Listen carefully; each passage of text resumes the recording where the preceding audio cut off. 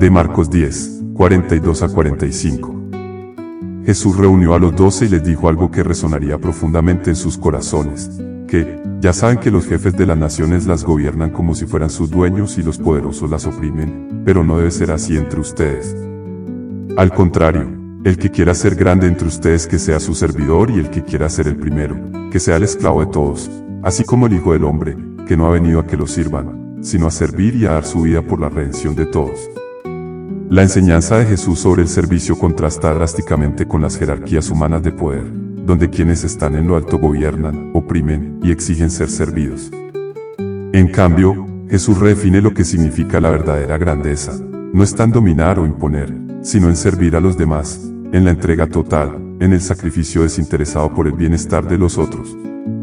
En la historia de la Iglesia, muchos han seguido este modelo radical de servicio, pero hoy quiero narrarte la vida de un hombre que entendió esta enseñanza de manera profunda, Beato Fray Cosme Spesotto. Nacido en Italia en 1923, él, desde joven, mostró un gran deseo de servir a Dios y al prójimo, dedicándose a la vida franciscana.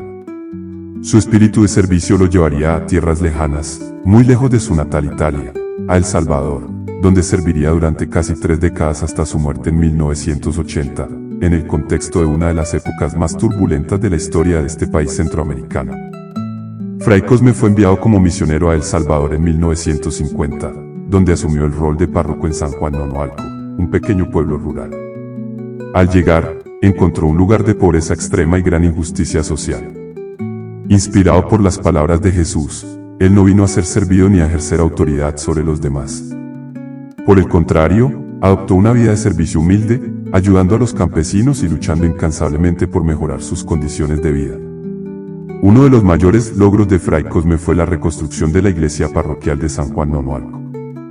Al ver el templo en ruinas, no solo se puso manos a la obra en términos materiales, sino que también revitalizó la fe de la comunidad. Con gran esfuerzo, y siempre con el espíritu de servicio que enseñaba Cristo, movilizó a toda la comunidad para colaborar en la reconstrucción.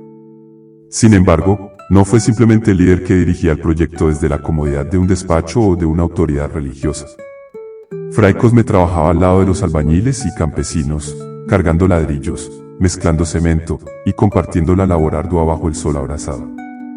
No había distinción entre él, el padre de la comunidad, y los más humildes trabajadores. Su vida reflejaba a la perfección las palabras del Evangelio de Marcos: el que quiera ser grande entre ustedes que sea su servidor. Pero su servicio no se limitó a lo material. Fray Cosme entendió que las necesidades espirituales y sociales de su comunidad eran igualmente importantes.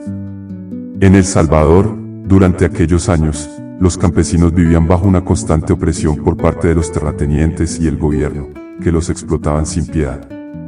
Cosme, aunque sabía que su papel como sacerdote no era el de un político, comprendió que no podía permanecer callado ante la injusticia. Si Jesús no vino a ser servido, sino a servir y a dar su vida, él también debía hacer lo mismo por su pueblo. Así, comenzó a hablar en sus homilías sobre la necesidad de justicia y equidad. No utilizaba discursos incendiarios ni incitaba a la rebelión violenta, sino que se enfocaba en la dignidad humana y en el llamado cristiano al servicio y la caridad. Su mensaje, aunque enraizado en el Evangelio, fue visto con recelo por los poderosos de la región. Para ellos, cualquier llamado a la justicia era una amenaza. Durante la década de 1970, la situación política en El Salvador se deterioraba rápidamente.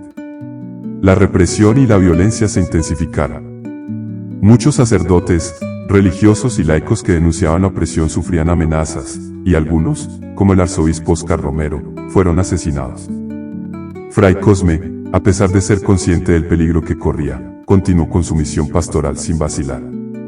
Sabía que el camino que había elegido no era fácil, pero confiaba en que estaba haciendo la voluntad de Dios. Una de las anécdotas más conmovedoras de su vida ocurrió poco antes de su muerte.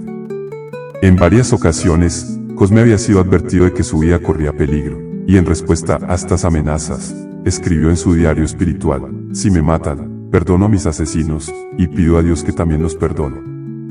Estas palabras muestran no solo la profundidad de su fe, sino también su total entrega al servicio de los demás, incluso a costa de su propia vida. El 14 de junio de 1980, mientras se preparaba para celebrar la misa vespertina en su parroquia, 2 hombres armados entraron en la iglesia y lo asesinaron a sangre fría. En ese momento, Fray Cosme se unió a Cristo de la manera más radical posible, entregando su vida por aquellos a quienes había venido a servir, tal como Jesús dijo que haría en el Evangelio de Marcos. La muerte de Fray Cosme no fue en vano. Aunque su partida fue dolorosa para la comunidad, su vida de servicio dejó una huella imborrable. A pesar de las amenazas y la violencia que lo rodeaba, nunca dejó de vivir su vocación de servicio hasta el último momento. En su vida, se hizo evidente la verdad de las palabras de Jesús: la grandeza no está en el poder o en la autoridad, sino en el servicio humilde y desinteresado a los demás. Hoy, Fray Cosme Espessoto es recordado como un mártir de la fe, y su causa de beatificación avanza. Su ejemplo de vida sigue inspirando a muchas personas en todo el mundo, especialmente en El Salvador, donde su memoria es venerada por quienes reconocen en él a un verdadero servidor de Cristo y de los pobres. Como Jesús enseñó, el Hijo del Hombre no ha venido a que lo sirvan, sino a servir y a dar su vida por la redención de todos. En cada paso que dio, en cada palabra que pronunció, y en su entrega final, Fray Cosme encarnó esta enseñanza de manera completa. El legado de Fray Cosme es una muestra viva de que las palabras de Jesús no son solo ideales lejanos o metas inalcanzables. A través de su vida, vemos cómo es posible vivir el Evangelio de manera concreta, a través del servicio, la justicia y el sacrificio personal. Aunque el poder del mundo quiere imponerse con la fuerza, la verdadera grandeza está en quienes eligen el camino del amor, la entrega y el servicio, tal como lo hizo el beato Cosme Espessoto. Somos Evangelio Hoy Esperanzador, porque los laicos abrimos espacios de fe.